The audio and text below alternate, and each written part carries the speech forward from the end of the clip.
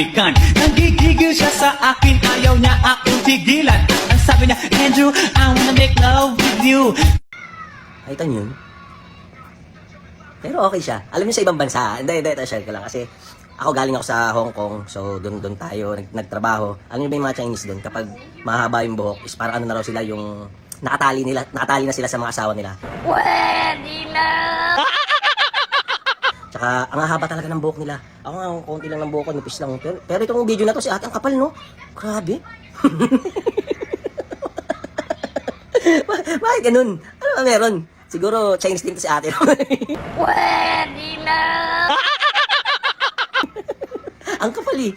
Grabe yun. Balikin yung video. Ang kapal ng ano niya, buhok sa kilikili. No? Hindi, pero nakakatawa kay ate, is proud siya.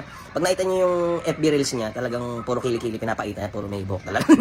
Pero solid ate ha, ikaw lang gumagawa. May mga gumagawa, pero sa'yo talagang nabilib kasi halos lahat ng video mo puro pinapakita mo yung kilikili na may buhok. Pero walang buhok oh.